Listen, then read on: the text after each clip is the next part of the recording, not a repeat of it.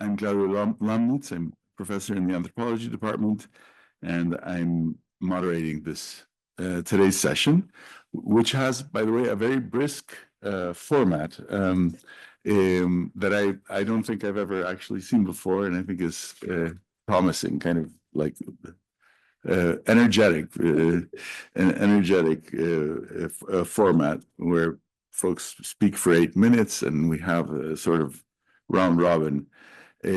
I'll introduce our speakers, and then we'll give the mic to Hannah, who will briefly present the book, and then we'll start the discussion.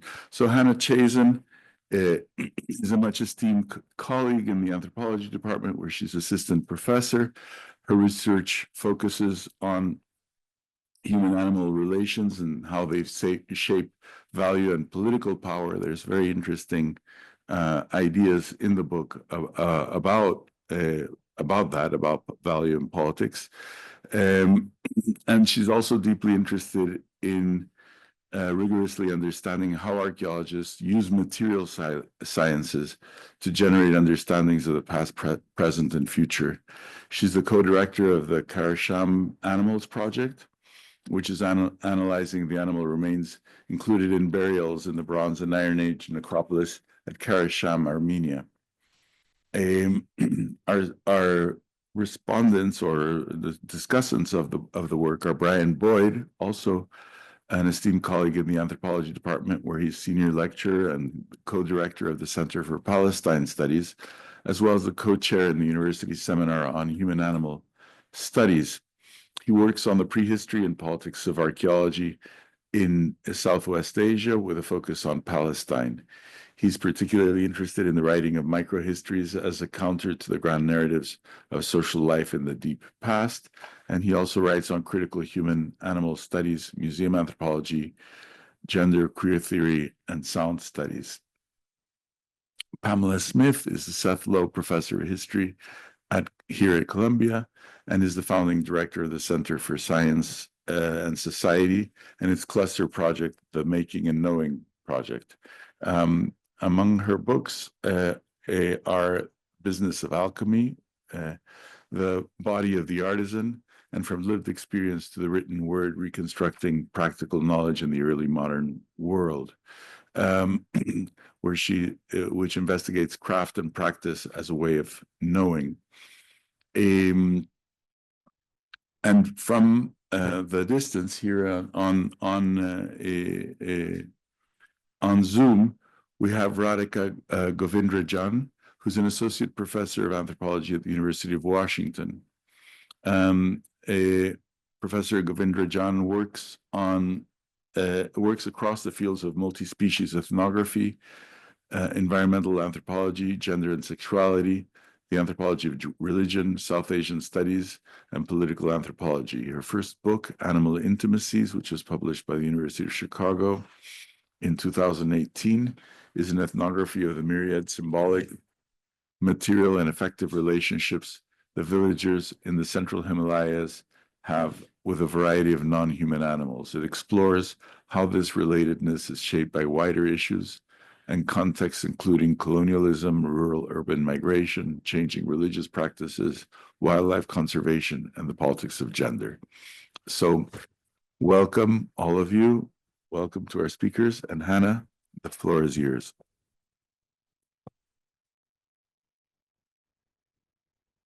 Thank you so much, Claudio, for that kind introduction. And before I begin, I want to thank Brian and Radhika and Pamela for being here today. And I'd like to thank the Heyman Center and ICERP, in particular, Catherine O'Donovan, for organizing the event tonight, and ICERP and the Department of Anthropology for sponsoring it. I'd like to also thank all of you here today, both in the room and on the Zoom. So this book came about because I got stuck. As I analyzed the zooarchaeological and isotopic data from 2 archaeological sites in Armenia, dating to about 3,500 years ago, I had the pleasure and the misfortune to encounter archaeological data that resisted interpretation. Patterns that were weird, distributions and numbers that were unexpected and confusing. So the isotopic data that I had collected showed that my late Bronze Age sheep were born nearly year-round. These perplexing data were not evidence particularly of what sheep did naturally, whatever that might mean, but they also didn't match economistic models of herding concerned with increasing outputs while reducing the input of human labor. The zooarchaeological data showed that there were too many jawbones and ankle bones at these sites. Simple utility didn't explain things, and the data didn't match what I'd expect for butchery waste, tool production, or even the looser catch-all categories like ritual or symbolism. Puzzling over why there were so many of these bones led me to question the available tools for interpreting archaeological data, tools that rest on the division between the modern and the pre-modern, the value of dead animals as commodities and the social value of living animals, and the utilitarian and symbolic values of animals in political life. So the friction from the archaeological materials I was studying helped me to slow down my thinking. Slowing down and having data that were unruly and unexpected opened up space for me to give Bronze Age herds and the people they lived with a chance to be interesting, to borrow a phrase from the philosopher Vincent Desprez. So giving living sheep a chance to be interesting can be as simple as putting out an extra bowl of food, to give the flock choices other than competing over their food, and to allow the researchers watching them to ask more interesting questions about what is going on. So how can archaeologists give sheep and other domesticated herd animals who died thousands of years ago a chance to be interesting? In my book, the answer was that I needed to ask different questions of my data. So right, I was surprised that sheep had been born year-round in the late Bronze Age. This felt unexpectedly modern to me at first, because I understood that year-round milk production was supposed to be the product of refrigeration, pasteurization, and germ theory, and railroads. So the question I kind of started with was, why is this happening 3,000 years earlier in the Bronze Age? This was the wrong question, but it led me to some better ones. So zooarchaeology has a commonplace tool for analysis called a survivorship curve. At their basis, survivorship curves track how many animals die at particular ages across an archaeological assemblage. This is useful data, but the sticking point is that this data is typically interpreted through the logics of maximization. How to maximize outputs of things like meat or milk or wool, or how to minimize risk in an uncertain world. These graphs offer the sense that there is or there should be a homology between the expansion of birth seasonality in the South Caucasus during the late Bronze Age and the expansion of birth seasonality in the 19th and 20th centuries in industrialized milk production. This is an entrenched genre of archaeological narrative. Bronze Age practices and technologies are often presented as either embryonic or precocious forms of the logics and practices of industrialization and/or modernity. But this narrative didn't fit my data, since other lines of evidence suggested that the process that I was looking at, whatever it was and whyever it was happening, it was inefficient, labor-intensive, and unlikely to have increased the quantity of milk produced. So as I read about the history of industrial milk, I realized that the stories linking milk in the present to milk in the past are composed of ingredients taken from the recent history of dairy production. The changes in the way people have produced, consumed, and thought about milk in the US and Europe primarily over the past 200 years have been turned into stories that seek evidence of increasing efficiency and technological progress in animal husbandry in the deeper past. But at the same time, new scholarship on the history of industrial milk and new scholarship theorizing animal labor under capitalism helped me to shift my perspective. The old tools of zooarchaeology were focused on production and reduced animals to resources. So my new question was, what can this data tell me about labor practices rather than the production of goods? So looking at labor foregrounds social relationship with the herd animals, and doesn't assume that maximization or efficiency are the only goals. So looking with new eyes, I was able to put the survivorship curves together with the birth seasonality data, which revealed two different sets of labor practices in the late Bronze Age. One practice greatly expanded the seasonality of sheep reproduction, which also expanded the seasonality of the labor associated with the caring for pregnant ewes and lambs and processing dairy. Other sheep had their reproduction carefully controlled to match the timing of the seasonal availability of pasture and to limit human labor. So this differentiation of labor activities and schedules, as well as the practice of working together with different herds, composed of animals of different species, ages, sexes, and biographies, shaped relations of affiliation and distinction. So we don't know, right, who did what work, but it seems probable that the tasks were apportioned on the basis of characteristics like age, gender, and other social statuses, while at the same time constituting the people who did these various tasks as particular kinds of people. So this work of making human and animal social and biological reproduction possible iteratively established how humans, and herds as well, understood the nature of those relations. So zoopolitics, while being in the title of my book, is kind of the punchline to the story of my work to interpret this unruly data. And it makes two interventions in how we think about animals in the past.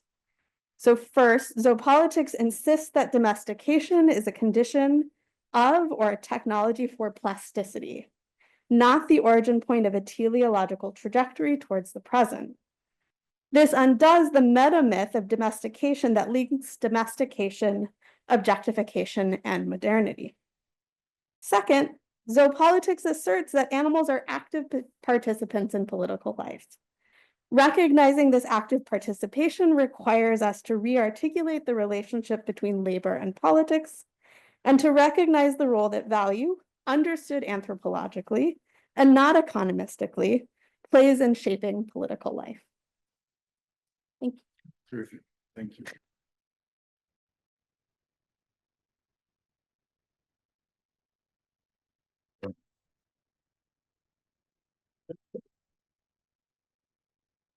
Thank you, Hannah. Thank you for your kind invitation to take part in this panel. It's amazing to be here with Pamela and Rashinka as well. It's wonderful. Thank you to ICERP. Thank you. I'm going to say a few words about the contribution of Hannah's book to critical animal studies. You start the book, Hannah, I think it's in the first sentence or two, by saying that what you're doing here is giving animals a chance to be interesting. So making animals interesting. Archaeologists, often in conjunction with museum curators, have a keen ability to render their object of study stone dead, to induce boredom. A colleague wrote some years ago now about the famous discovery of the London Mithraeum, the Temple of Mithras in the city of London, during construction work in the city in the mid-1950s. Among the finds found on the very last day of the excavation was the stone sculpted head of Mithras himself. And when this was reported, announced to the media, front page news in 1954, the reports read, "The head of a god in London town." 500,000 people queued up to see the excavations for weeks. Today, people walk by the original site. The temple of Mithras was reconstructed nearby, and people don't pay it much attention. And the head of Mithras, which attracted so much attention, is in a glass case in the Museum of London, labelled Head of Mithras, Marble, 3rd century AD. What happens there, my colleague asked? What is it that is wrung out of the archaeological material from that moment of excitement, of discovery, to the tedium of display? From interest and excitement to disinterest and boredom. And this relates to the archaeological treatment of animals, which Hannah is dealing with in this amazing book. Traditionally, in archaeology, animal bones, or as they're technically called, faunal remains, are put together with plant remains, botanical remains, and are seen as reflecting the economy of past communities. Or they're looked at in terms of taphonomic processes, what happens to them once they get placed into the ground, and so on. That's the traditional approach. And there's been dissatisfaction with that kind of approach for a number of decades now, particularly since the encounter with what we might call postmodern approaches in the 1990s and so on, when animals began to be regarded as something more than a resource. They were seen as being actively involved in human ritual symbolic systems, a kind of social zooarchaeology, if you like, developed then. But those studies drew upon the field of animal studies.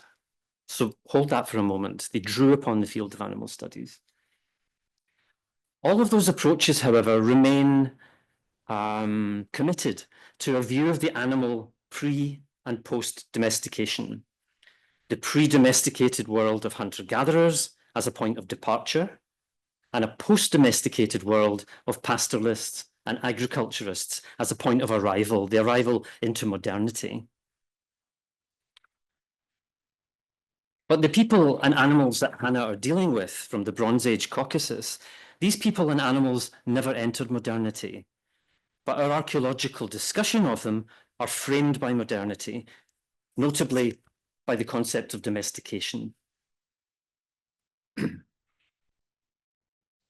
And domestication is a kind of a tenacious and important concept in archaeological, zooarchaeological research, as Hannah discusses at some length.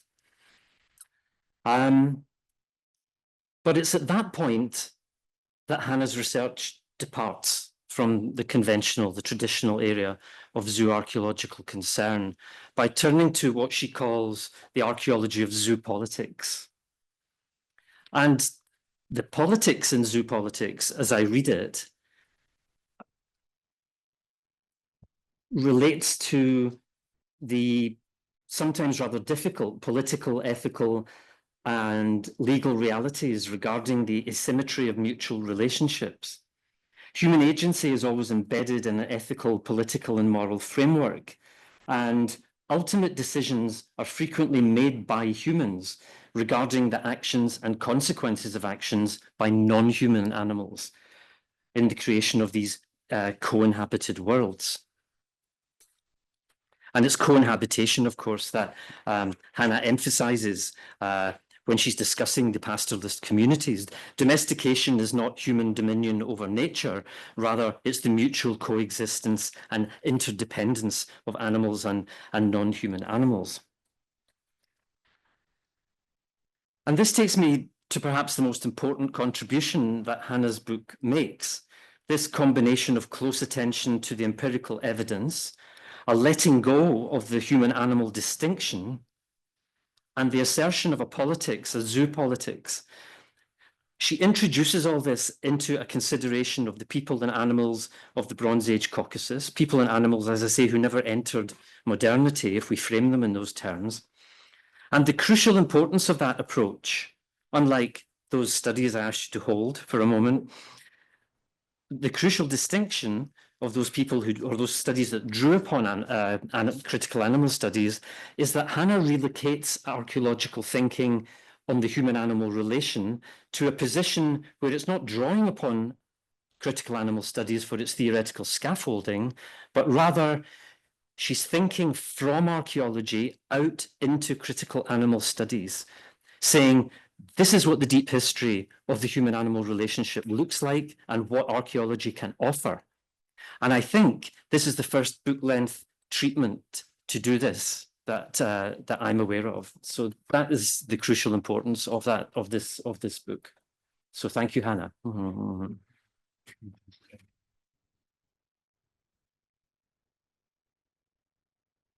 Thank you, Ryan. So I have a PowerPoint to localize this all. So let me just start by saying, let's see if we can share the screen.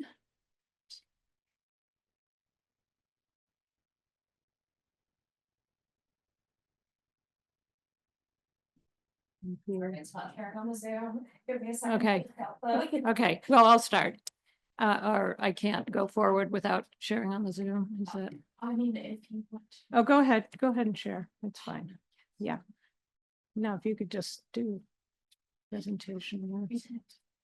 Okay, well, thank you so much for asking me to comment. It's really an honor. And I learned an enormous amount because I had to orient myself in places that I had no idea about at all, in periods and periodization that I, as an early modern European historian, do not usually inhabit. But the aims of the book, and this is Mount Aragats, for those of you who have read the book. I had no idea what it looked like, so I had to go and find it. But the aims of the book resonated deeply with me as an early modern historian and are beautifully expressed. For example, your opening injunction to, quote, abandon the limiting teleologies of Western onto stories, among them the, quote, one-way train to modernity in which domestication equals domination and objectification of animals. This goes along with a wonderful focus on the contingency of processes of change, as well as a respect for and a rigor about evidence expressed beautifully as, for example, quote, we need to treat the stories that claim historical links across large gaps of space and time with greater intellectual curiosity and a higher evidentiary standard, end quote. I especially appreciated the book's discussion of power and authority, or as you put it, authorization and subjection, written in response to previous interpretations of sites like these. And these are the fortresses in Cromlech, the graves in Sakakovit and Gagarot. Yes, I knew how to pronounce that. Okay, so Hannah is writing in response to previous interpretations of these sites. And here is an example of the previous interpretations. With the dawn of the late Bronze Age, the garish displays of social inequality visible in the grand kurgans of the preceding Middle Bronze Age moderate considerably across the South Caucasus, as a rather prosaic mortuary architecture of the Cromlech largely replaced the massive community effort behind large kurgan construction. And here's the important part. This appears to have emerged in tandem with the formalization of political authority into tightly integrated socio-political apparatus where critical controls over resources, economic, social, sacred, were concentrated within the cyclopean stone masonry walls of powerful new centers, such as the fortress of Gagarot, end quote. So that's the previous interpretation. Hannah's book, in contrast, re-examines the dynamics of power as expressed in this interpretation to consider practices of everyday life in two ways. First, through an anthropology of value, in which what you call choreographies of value can be both implicit, and that includes living with animals, and explicit, in which the categories by which cultures live are shaped or reinforced. So implicit choreographies of value, which deal with the kind of intimate living together that you talked about, and explicit categories of values. And second, the second way that you do this, consider practices of everyday life, is through a deep examination of labor, which, as you put it beautifully, quote, creates social relationships that are ethically dense and ambiguous, end quote. This reframes who counts as a political actor, bringing in animals, objects, and landscapes as actors. And it provides a new interpretation of this site, suggesting that there were, in fact, competing routes to authority rather than a stable and unified set of relations of authorization and subjection. Importantly, I think most importantly, this makes visible women's work and animal work that has been so neglected in theory. Especially neglected has been reproductive labor. And I'll just mention, but you'll have to read the book to find out what it's really about, the brilliant idea of the value of reproductive futurity. Along the way, the book reveals multiple understandings of animals, working again to escape the vortex pull of teleological models that seek the utilitarian, the maximizing productivity logics of living with animals. You turn to mysterious remainders of these animals, their jaw and ankle bones included in this site, which was called a shrine in that previous interpretation and viewed as playing a role of the sacred in that integrated socio-political apparatus that the author talks about, through which power and authority was exercised. And I'm going to come back to the bones in just a minute. The humility of your conclusion belies its force.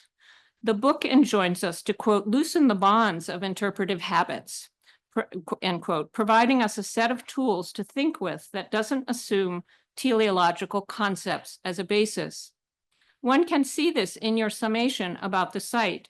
When we consider the evidence, including the bones, it highlights how archaeologists' image of the political landscape of the late Bronze Age, and I'm quoting you here, as anchored by walled sites and fields of cromlechs and kurgans, so the previous interpretation, must be supplemented or transformed by acknowledging the wide variety of quotidian taskscapes, pastoralist mobility, foddering, butchery, ceramics production, and the potential for explicit choreographies of value that expanded well beyond site boundaries.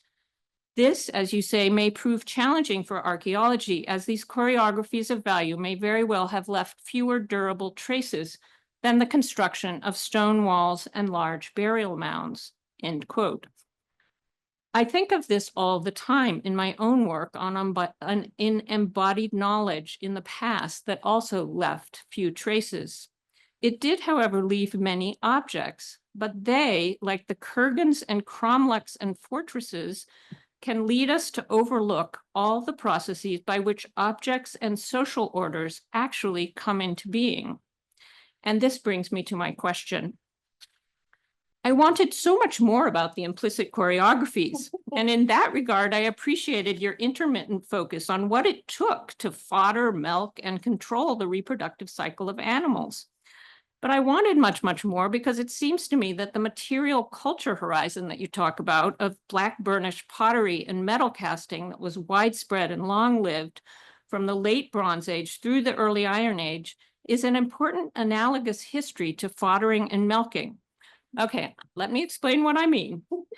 I always tell my students that if they want to rid themselves of their indoctrination in narratives from simple to complex and primitive to modern, just go look at metalworking from the earliest times, starting with the Bronze Age, like this one, this stunning work of the Middle Bronze Age and of the Late Bronze Age, including this deceptively simple horse snaffle bit that combines metalwork and animal work, examples of which can be found scattered from the Italian peninsula to the Caucasus. My point here is that one has to appreciate how these objects were made, a quotidian practice full of implicit choreographies. The problem is that everyone simply sees the metal object instead of the many intermediary processes and materials through which it came into being. Metalworking, or at least metal casting, should better be called mold making, as molds are the key. To tell you why this is important, you're going to have to indulge me. I'm going to talk briefly about my own research in the Making and Knowing project that is focused on researching practices and materials of embodied knowledge, including much research on casting in a remarkable anonymous Middle French manuscript from the late 16th century that contains all kinds of notes, instructions, observations. About a third of it deals with metal casting, including firsthand experience in casting from life, which you see here, but many, many other types of art and daily life objects.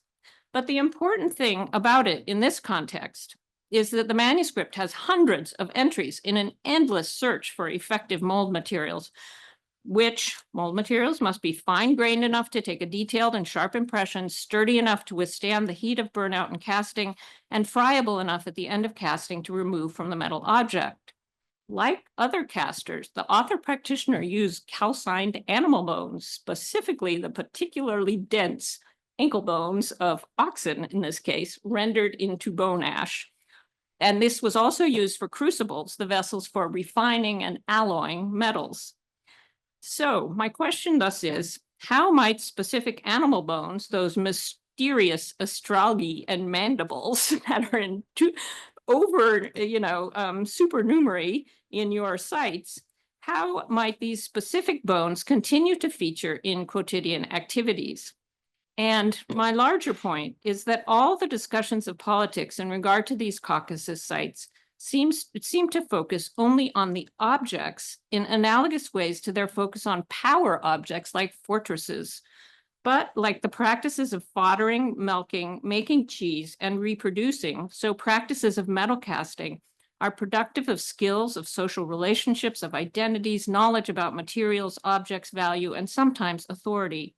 They are another example of the implicit everyday choreographies of value that, especially because they use these mysterious astrology and mandibles, might well be worth considering. And if in case you want to read more about casting, I leave you with the openly accessible URL of all the casting information you would ever need.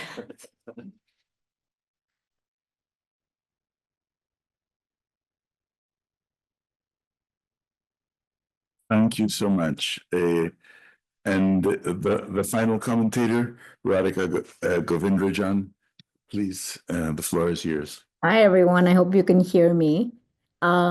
I want to just begin by thanking Iserp and Catherine, and then thank Hannah for this really wonderful book and for the invitation to be here. Congratulations on this tour de force. It is such a pleasure and honor to have the opportunity to engage with livestock and dead things, which firstly is an excellent title. Hannah opens the book with a story about the primatologist Thelma Rockwell, who lived with Scottish black-faced sheep on her farm in Yorkshire. Rockwell would put out 23 bowls of food in front of her 22 ewes every morning to see if they would still compete for food even if there was no scarcity. Can you not hear me? Yes. Is that better now? Do Yeah. you want me to start over? Yeah. Yes. Should I start over? Yeah. Yeah, turn this. Well, I will begin firstly by just thanking Catherine and Iserp for organizing this, and thank Hannah for inviting me to be here. Can folks hear, or is that still?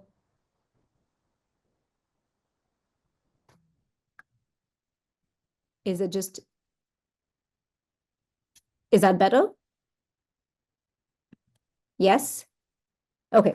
Well, thank you, Iserp. Thank you, Catherine. Thank you, Hannah, for the opportunity to be here. And I just want to begin by congratulating you on this real tour de force, which I read with so much pleasure. And it's such an honor to have an opportunity to engage with it.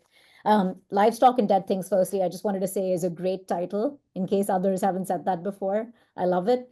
Hannah opens the book with a story about the primatologist Thelma Rockwell, who would put out 23 bowls of food in front of her 22 ewes every morning to see if they would still compete for food, even if there was no scarcity. Hannah's point in bringing up this story is that one has to ask imaginative questions about sheep in order to understand the richness of their worlds and the complexity of their being. I am bringing that story up to note that the story about bowls is a really apt metaphor for this book, which not only puts out bowls to nourish many, many different kinds of scholars, archaeologists, obviously, sociocultural anthropologists, historians, philosophers, literary scholars, all kinds of people, but that it also invites them to taste what is in someone else's bowl, or to put it differently, to be feral in one's pursuits, to be a little unruly. So I started this book with my palate wetted, came away joyously full, but still hungry for more. And I just wanted to say that there is a feast in these pages, so please partake. Livestock and Dead Things takes us to the Caucasus of 3,000 years ago, although by way of stops in many, many other places and times. And I just want to say that one of the things that is astounding about this book is really the range of debates that Hannah is involved in. And it's really inspirational as a scholar to sort of see oneself being taken in so many different directions. I really felt like a goat sort of going off in on different paths. So I really love that. And over the course of these wanderings, Hannah demolishes several meta-myths about domestication. As she notes, and as several of my co-panelists have noted, despite sustained critique, the idea that domestication constituted a discrete event, which inaugurated the era of human domination over particular kinds of non-humans, functions as an onto-story, a cosmogony of Western civilization that continues to structure political narratives that link past and present. So what is the most pernicious teleology that this onto-story fuels? The myth that contemporary forms of inequality, objectification, and instrumental relations between humans and animals have their origins in a deeper past, that we have been passed down an inheritance that began thousands of years ago. I find Hannah's demolition of this myth a really valuable intervention, particularly given the care, depth, and breadth with which this demolition takes place. And I think it counters the idea that is still so prevalent among many animal rights activists, but also a lot of critical animal studies scholars, that the only form domestication can inevitably take is human, whatever that means, mastery over the non-human. And I want to say that this was particularly valuable to me as a scholar of India, where debates about meat and domestication take place in the context of the literal life and death threats to humans and non-humans. So I appreciate this striking political intervention that really guides the book. Instead, Hannah demonstrates both broadly and microscopically that asking more open-ended, imaginative, curious questions about domestication in the past can illuminate more potential and possibility than can ever be contained in contemporary narratives that read power and domination in singular terms. Domestication, she notes, did not, quote, funnel towards a singular future, but was a story that also included false starts, dead ends, and promising experiments that fizzled out for one reason or another, end quote. This attention to contingency, to failure, to play is one of my favorite things about the book. And it reminds us, I think, of the importance of attending to multiple and non-linear, non-starting histories. It allows us to understand that domestication was the outcome of many different kinds of desires, inclinations, and attachments. Moments of failure, to put it differently, illuminate the consequential agency of different kinds of beings and can reveal a whole host of conflicting desires. What is so productive about this book is that even as Hannah eschews any simple comparison between past and present, she is also attentive to and offers a really imaginative analysis of surprising resonances across time. I should say that the sad thing about going last, perhaps, or maybe it's a good thing, is that some of what I wanted to say, Hannah brought up already at the start, but I was also really struck by the fact that that sheep were born year-round, because as a scholar of animal studies, this is one of the myths one hears about domestication being this form of reproductive violence. And the way Hannah thinks through that resonance without sort of connecting it as one part of inevitable chain is really, really productive. Hannah asks us an unexpected question, which yields an unexpected answer, which is, can this expansion in sheep births be explained by a shift in labor practices rather than production practices? And what makes this question possible is a redefinition of domestication itself, which is that it should be understood as a transformation in relations of use rather than in terms of instrumental relations and objectification. Relations of use, Hannah argues, gestures are the kinds of instrumental relations between humans and animals that involve labor, use, and killing, but do not necessarily produce objectification or dwell on Cartesian dualisms. And I think this is an extraordinary intervention and one that resonates with so much feminist literature. And I doesn't necessarily call this a text of feminist archaeology, but it is such a sharp feminist text because I think it also really reminds us of the work of feminist scholars on kinship, who remind us that love and care and practices of intimacy have always been wrapped up with social power, and that the division between intimacy and economy is also perhaps an onto story of capitalism. And I think Hannah demolishes that with a real kind of skill and grace that is wonderful to read. Hannah's conceptualization of labor is really key to this argument. She distinguishes labor as activity from labor as domination. By labor as activity, she writes, quote, I mean the wide range of activities or tasks that create historically specific forms of value and shape social persons through relations, end quote. I find this effort to theorize labor and value in non-capitalist contexts, to detach them from a sort of Marxist analysis, really valuable and provocative. Hannah borrows from Anna Singh and calls this world-building labor, an activity that humans and non-humans engage in, perhaps more or less willingly. What this labor entails is a quote, different choreography of human and animal effort in space and time. And I was also struck by choreography and thought it was such a wonderful metaphor. And Hannah writes that choreography suggests an intentional coordination of different bodies in space and time. It speaks to the dance that emerges from interactions between unruly bodies and spaces. And again, this reminded me of the work of feminist scholars like Amy Meredith Cox, who pointed out that paying attention to choreography can actually allow us to understand unpredictable, unruly ways of living in and transforming the world. But Hannah, I would love to hear more about what choreography meant for you methodologically, and what your own choreography in relation to these bones and these bodies look like, and what we might be able to take, where we might be able to take choreography into archaeological methods and other kinds of methods. Importantly, and I'll wrap up really quickly, I don't want to go over time. I think I lost track because of the false starts. But importantly, I think one of the things that Hannah points to is that there are anticipated choreographies that might hint at non-secular forms of value. So zooarchaeological and isotopic data make it clear, Hannah says, that the bodies of herd animals traveled along multiple itineraries after death. And I love that phrase. But there's this beautiful analysis of bones that show up at a site and just how much human contact they have, right? How much touching, how much rubbing, how much marking. And Hannah doesn't quite say it, but points to the idea that there might be in these some sort of significance that extends beyond just consumption. And I really love actually that you don't fix it, that you don't say this is a ritual pit or this is a refusal pit, but that we are left open to imagine and to play and to invent with different forms. But I would like to maybe provoke you to take that a little further and ask, speculate a little more about these itineraries and ask, what might an archaeology of domestication that is not bound by secularism look like? Did the gods play a role perhaps in domestication? And I ask this because actually up at my field site in the Western Himalaya, people who are mediums to gods are often called the god's horse, right? And there is the idea that they are domesticated by the gods who enter their bodies. And so I was provoked by that to think about how this play might extend into non-secular forms of archaeology. And I'm thinking of the work of Mudit Trivedi, who I know you know as well, who's been writing recently about what those kinds of excursions might look like. Okay, very quick last set of questions about the productive and accumulative. This is such a rich book. It's really hard to say anything in just 8 minutes because you could really go for an hour.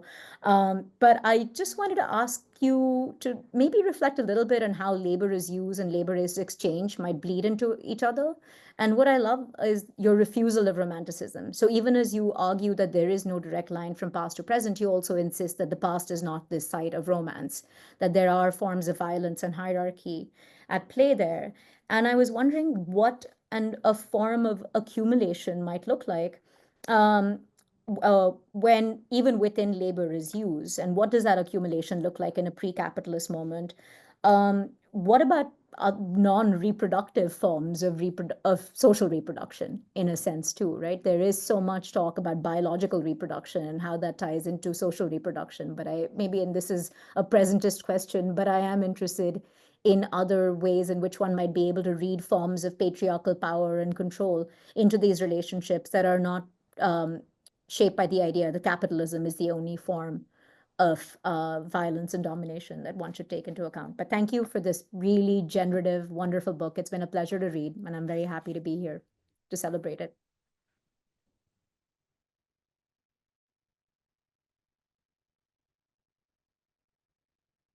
Thank you for those excellent comments. Thanks to each of the presenters. Hannah. Well, to start, thank you all so much. This is actually really quite overwhelming to have all of these thoughts that lived for a long time, mostly inside my head and inside my computer, out in the world is really moving, actually, but overwhelming at the same time. So I'm going to do my best to pull together some remarks and thoughts on the really generous readings that all of you have offered of parts of the text and some of the questions that you've raised. So I'll sort of go in order, but it may decay from there. So first, Brian, thank you so much. You've obviously been a really key interlocutor in this text. So it's really lovely to hear that you think I may have achieved some of the more, the aim of really speaking to animal studies and not just about animal studies to archaeology. That was a goal I had for the text. And so I'm glad to hear that maybe I have achieved that. And then so this, I think it's really interesting that the two non-archaeologists in the panel are like, we want to hear more of this interpretation you've offered. Because I think there's a way in which I wrote this book to the limit of my comfort in interpreting this data as an archaeologist. And I think I probably have gone farther than some archaeologists would think was wise or proper. Because I mean, I'm undoing a lot of the things that archaeologists, particularly zooarchaeologists, have taken for granted. But also there's a way in which I think about my work kind of foundationally as I work on a time and a place where we are limited, right? There are no written sources. And, not that there's no tradition of archaeology, there is a robust tradition, both within the post-Soviet countries in the Caucasus, but also in kind of exchange between people in those countries and people like myself who come from elsewhere to work there.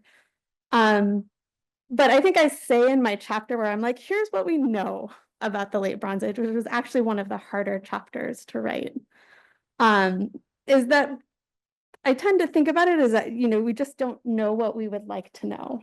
And that makes interpretation difficult. But I do wonder from hearing, I guess, the kind of like faith that both you and Radhika have and the ability that there maybe is more to be said, is that maybe there's a way in which there are some kind of unexamined corners of my own thinking that have limited in some ways what I was able to do with this data. Although, to be fair, I feel like one of the things I've discovered is that this data is going to have an afterlife beyond this book. So, it's not too late yet, I guess, which is both nice and also scary. And so, yeah, I love your question, Pamela, about metal and how to think about metal. And people who read the book will realize that this is a book about the Bronze Age in which I say very little about metals. Some of this is my own ignorance. I don't know anything about how metals are made. Some of this is a collective ignorance, is that we don't, I think, know a lot about how metals are made, although people are beginning to work on this. But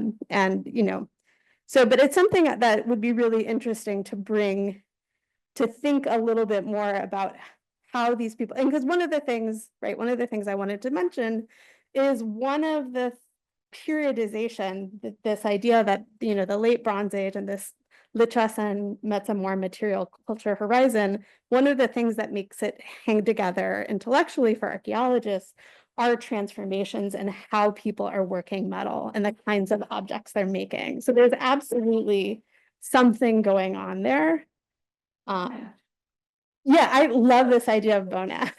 I mean, I'm going to have to ask you lots of questions about the technical details. But yeah, so I think that is exactly like what I'm grasping for in this book, is how to bring these lines of evidence together in order to ask the questions and build the interpretations. And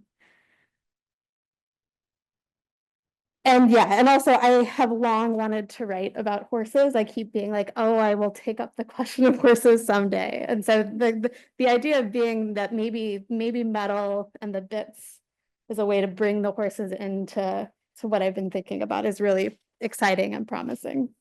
metals, bits, chariots, wheels. I mean, there's so much of them. Exactly. Yeah, exactly. If I want to pick some more fights, that's where I'll look.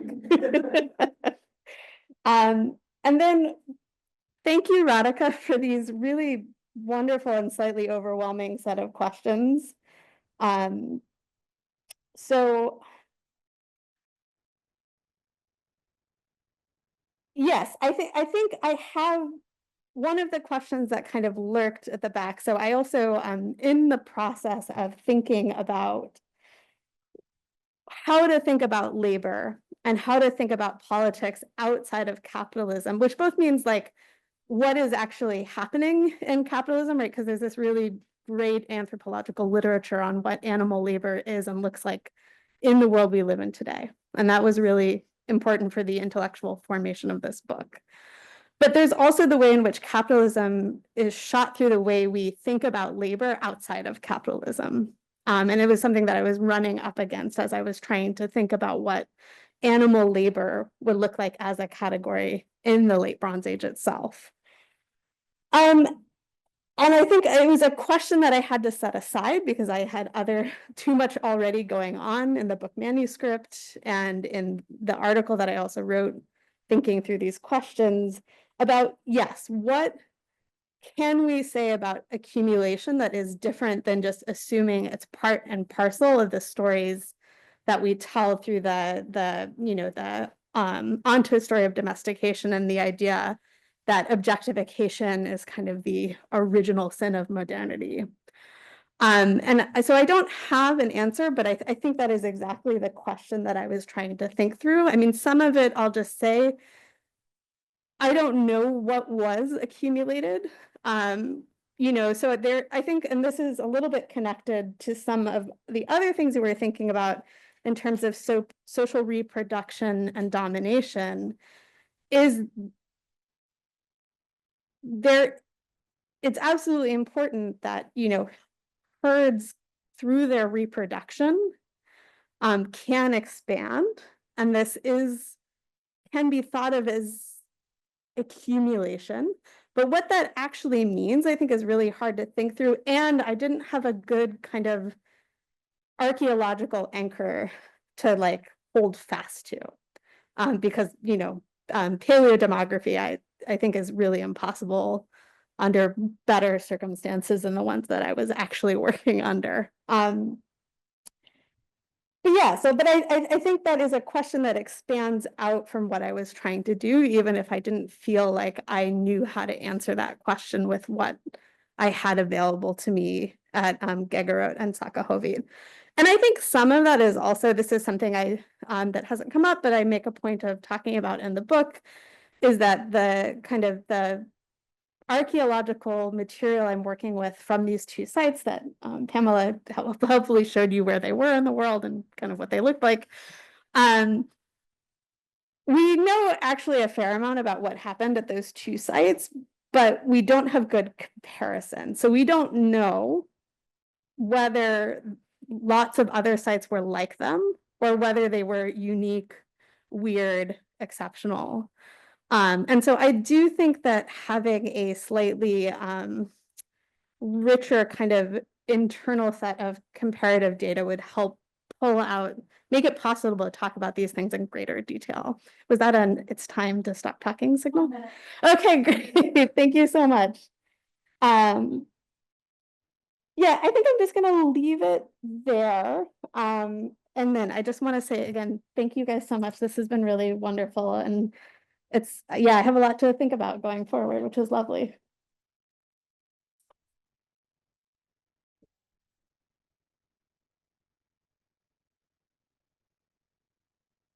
Thank you. We now have the floor open for questions. We have 15 minutes for questions.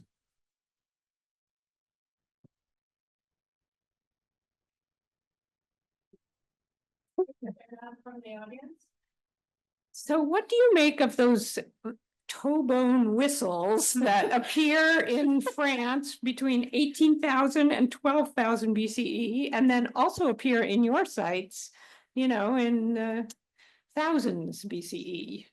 Yeah, I mean, so what I would say is like, if that was a moment where I needed to be honest about my own ignorance, that like didn't make that connection in part because like I don't, I never learned about Paleolithic archaeology because that wasn't something I took a course in. And I guess what I'll say is I suspect I'm not alone, and it is possible that this is actually very widespread and that there's a way in which I'm not a terribly musical person, but perhaps for people who know what they're doing, they just look at those toe bones and they're like, oh yeah, that would make a great whistle. um, so I think kind of thinking about your own work, like I think there's a way in which my ignorance should not be taken as indicative of much beyond my own ignorance. So I don't know. And it's one of the things I've been dying to do is to actually get some cow toe bones and punch some holes in them and try to turn them into a whistle and see what happens. Because I don't have any of the archaeological ones. They're all in Armenia. And I haven't been back to kind of, I mean, I might be embarrassed to be in the museum store and like blowing on artifacts. And maybe the worst thing of all would be if it made a whistling sound. And then everyone came running and I had to explain what exactly it was I was doing. So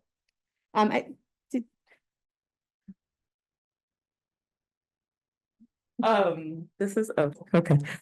This is really lovely. I'm really excited about this. I have two disparate questions. One is I think there's a bifurcation between people who do animal bone and human bone. We're often not talking to each other, and we should be. And the way that you're talking about thinking of agency and remains mirrors conversations. I think you know these conversations and Barak about how you develop humans. And so I wonder if you felt held at all of that sort of like the ways it's happening in Barak's versus are you intentionally playing within or is that separate? The second question is about the Onto story. I know people in archaeology and cultural art have like really big feelings about what it means to use ontology. And so I wonder if you could say a bit about why you chose ontology as a way to sort of frame that question or why you're sort of entering at that point rather than in the scale. I don't have a dog in other fight. I'm just curious about how you use it. Also, the book cover is stunning. I love it. Yeah. So to answer is no, I think kind of at the beginning, this book still remains in that tradition of people who look at animal bones and people who look at human bones are not necessarily having conversations with one another, with the exception that isotopic methods is a point of overlap, because there, the kind of fundamental materiality of bone builds a bridge.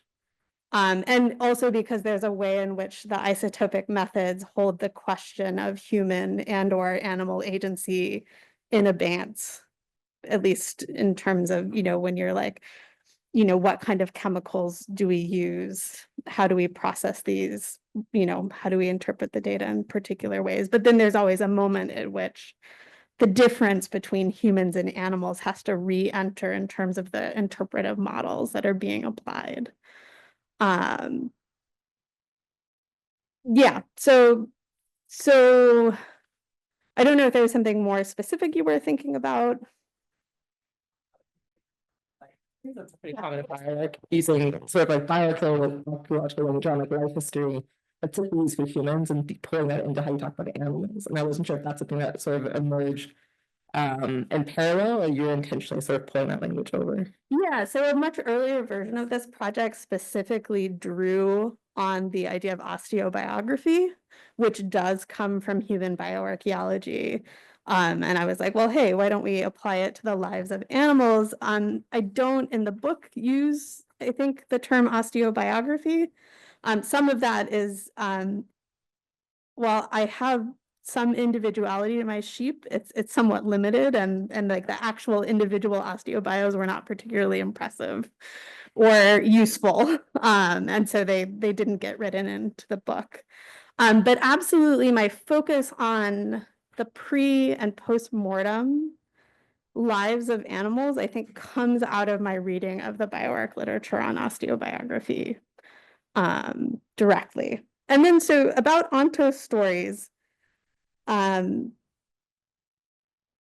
basically what felt important about Onto stories is that they're ontological in the sense that they produce an ontology. So rather than, I'm not really weighing in on, the kind of ongoing debates about ontological anthropology or ontological archaeology. What was important for me was to say that the way that we tell these stories about the past and about the relationship between in the present and the past produce ontological, I don't know, commitments, let's say, and consequences, rather than coming in and saying, like, here's what I think the ontology at play is. And then I'll just say, like, I have no idea what the Bronze Age ontology or ontologies were. That feels well beyond the realm of what I'd be comfortable saying about the material. Yeah. Thank you, Hannah, and thank you, everyone. This was such an interesting event. I'm excited to read your beautiful book, which is now sitting next to me. I also recognize that my question is going to be very overdetermined by my linguistic anthropology-ness, but you said something at the very beginning of your first introduction. I think you said something like how people and then you owned herds understand something. So I wanted to know more about that and also what active participation means when you're thinking about animals as not merely the recipient of human action, but actively participating. If you could say more about like what that means to you. Yeah. So, I mean,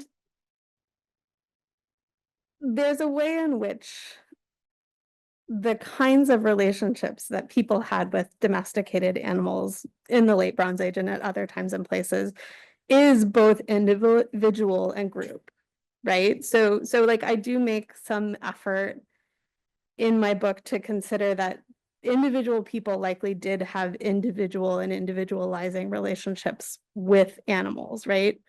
The particular goat who is a big problem comes to mind, right? This crops up a lot, like goats having a lot of personality, right? And not also being particularly concerned to like do what you want them to do, right? The sheep can also manage that as well. But at the same time, right, there is a way in which people, I mean, and like it's a little bit like this is also true of human to human social interactions, is sometimes the individual recedes and collectivities and groups are really kind of more where the action is. And so I am trying in the book to kind of not lose one for the other, and also be attentive to when my data can talk about individual animals and when it cannot, which is, most of the time. Except for that, the isotope stuff is actually very individualizing, which is one of the reasons why I think it's kind of neat and interesting. And then, is that both or no? Yeah. I think understanding here is getting at the sense that the consequences are shared around, right? That actions are happening, they involve both humans and animals, and then they have consequences for humans and animals. And then those consequences invite other actions and responses, right?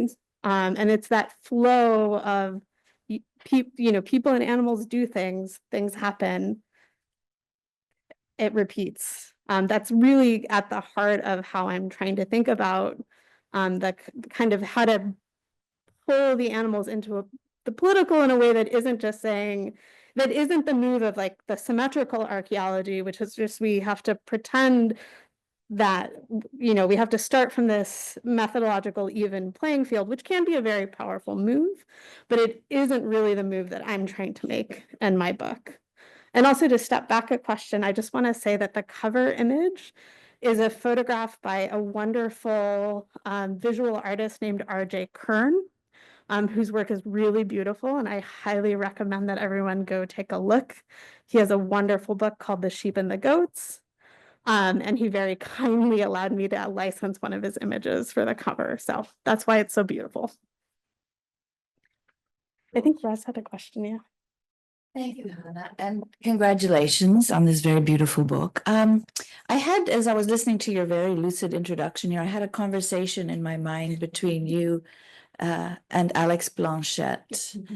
And the conversation is around the question of what you mean by use value or the intervention in production and reproduction for accumulation, and what is and is not parallel or resonant between a pre-capitalist mode of such intervention and a fully capitalist one.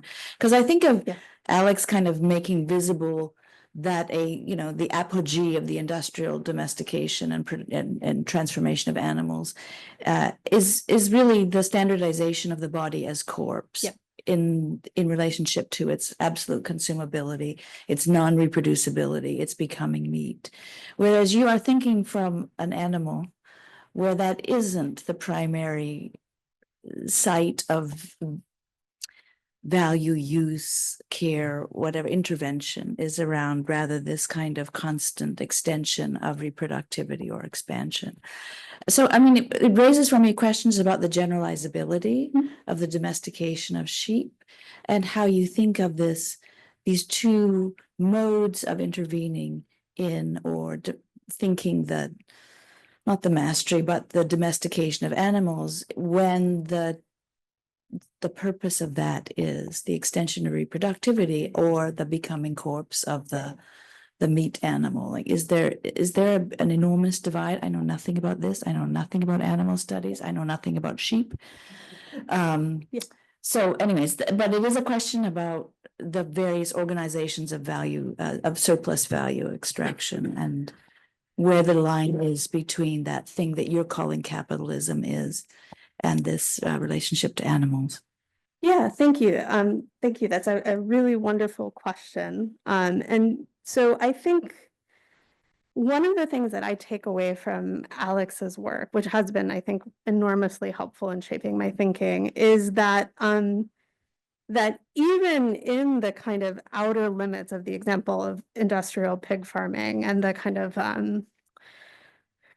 like monomaniacal vision of control that that he offers in his book, that the executives of this pork farming company have about pigs and about the world.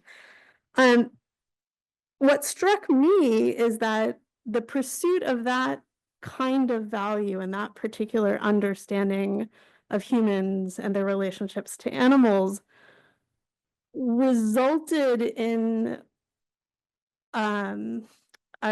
one of the things that really jumps out of Alex's book is that the result of this is that pork farming shapes these worlds down to the level of the soil, but also in the level of human sociality.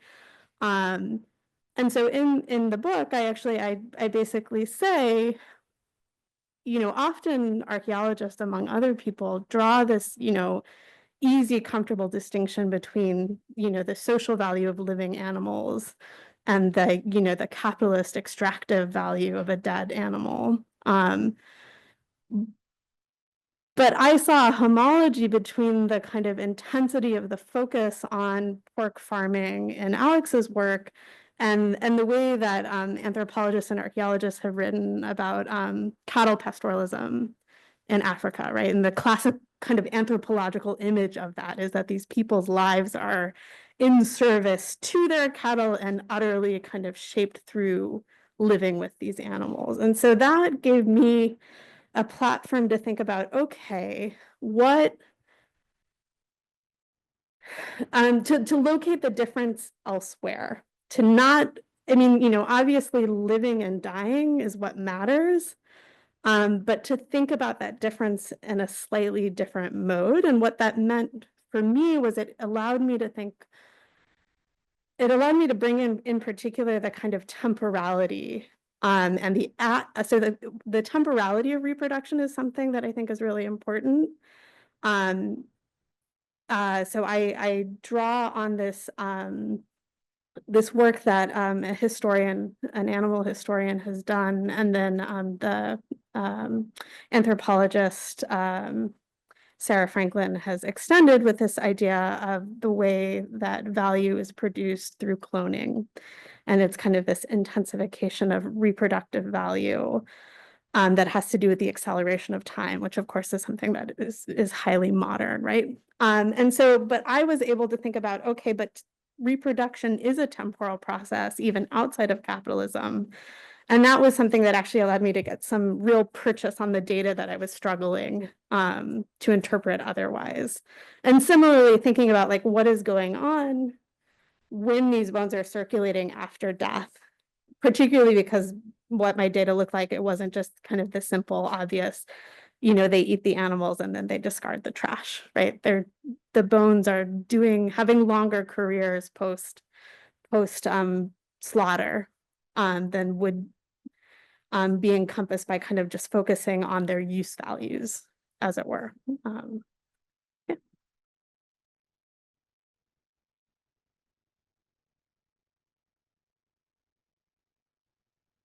Yeah.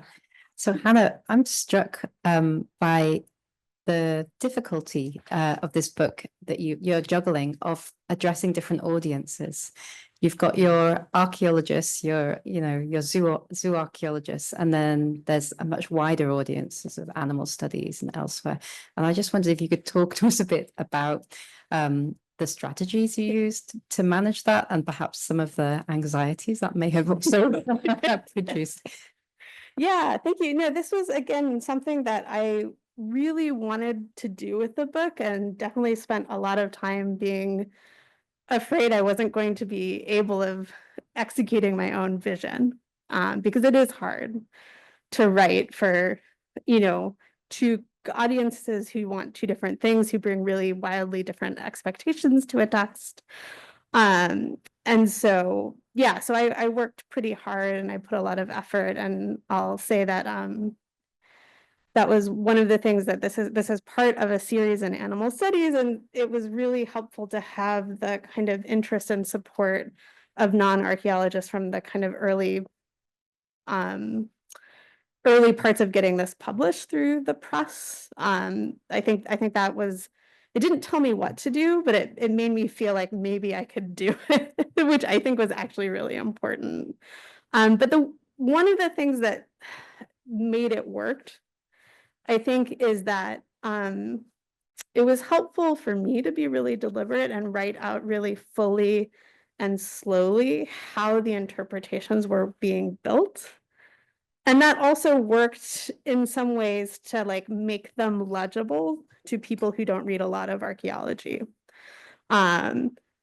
So I think that was the kind of core of how I was approaching, because I was like trying to like unpick all of the implicit assumptions that structure both like the interpretations that I didn't like and that I was writing against, but also like in the interpretations then that I was trying to offer in their place. So that, you know, I think that was really helpful, is that both sides of the writing project required being careful and deliberate and kind of like really going slowly and writing it out in full and not cutting corners. And then it was kind of like, okay, then it was like a lot of editing and like removing, you know, the things that didn't need to be in the text.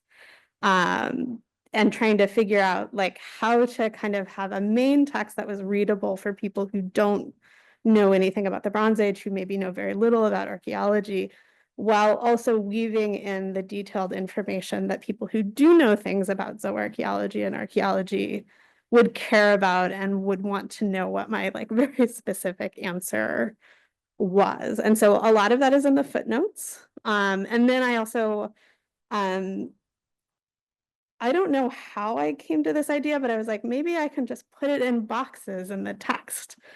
And luckily the press was willing to entertain this idea. And yeah, so I have these boxes that kind of where like all of the like really nitty-gritty stuff about the isotopes, or like how do we know how many sheep I have? Like there's a couple of pages about how we count these bones and like why that absolutely really matters. But I also understood that like not all readers were going to want to like dig into the like 3 or 4 pages of what I had to say about how we count. Really? Yeah, I mean. I mean, so I don't know, maybe I'm not giving my non-archaeological readers enough credit.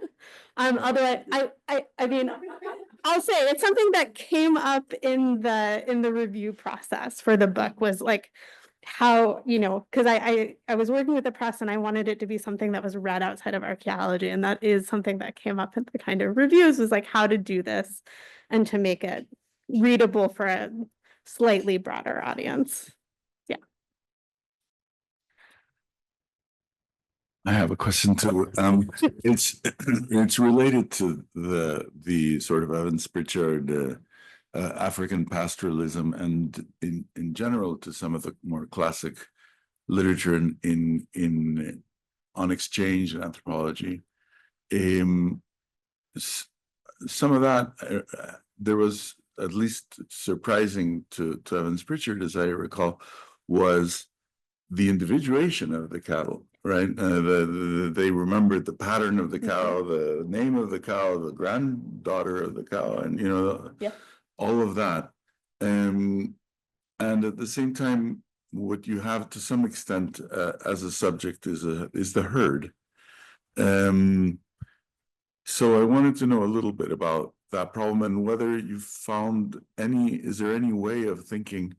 I know that I can't imagine that there is, but having read the book and am very impressed by it, maybe you did find a way of getting to something like what Annette Weiner talked about, that is inalienable possessions. Are all of these animals exchangeable? And is there any way of getting at that problem? What can be given and what cannot? Yeah, no, thank you. I think that's a really interesting question. I mean, so before we get to, I guess, like inalienability, I mean, there is a data set that is fairly, let's say, individualized. So in the tombs, the late Bronze Age tombs that are surround the landscape around Gegorot and Sakahovit, we have whole deposits of very young sheep and goats, and these are in contrast to a kind of pan-Eurasian phenomenon of what's called the head and hoof burial, which is where you have the skull of a large livestock animal, often a horse or a cow, and the four like lower limb bones. So it basically evokes a wholeness while only actually having a kind of small proportion of the skeleton, whereas the lambs and kids, which are usually paired, so it'll be like a sheep and a goat, or two lambs and two kids deposited together in the same area of the grave. So that's pretty. Those are individual animals that are placed in the grave for reasons, because they're so young. I'm tempted to connect it to the kind of management and intersection with reproduction that seems to be important in the late Bronze Age. But this is where, because of the kind of isotope work I was doing, it doesn't work on teeth that aren't fully formed. And so these lambs are so young, their teeth aren't fully formed. So I can't, I don't know much about their biographies. So this is, it produces a little area of darkness, a shadow. And then so the inalienable. This is where I tell you, I still, at the end of writing this book, I sometimes feel like I just don't actually know how politics worked in the late Bronze Age, as much as I would really like to. Because I think what I've been able to do to build from the bottom up is this sense of the actions that had consequences that mattered, these everyday actions. But what I feel like I have much less grip on is what the kind of hegemonic understanding of power, or even to borrow this term that I really like from Nancy Munn's work on value, is the moral political premise of power, and what is an appropriate use of it, right? I don't know what that is, and I think that really matters, right? And because it's so important to understanding what actions create positive value to what ends. And that's the bit that I really have trouble with at the end of the day. So Thank you. Yeah. Well, thank you, Hannah. Thank you to all of our speakers and from afar as well for those extraordinary comments, and to all of you for being here and for participating in this discussion. Congratulations, Hannah. thank you.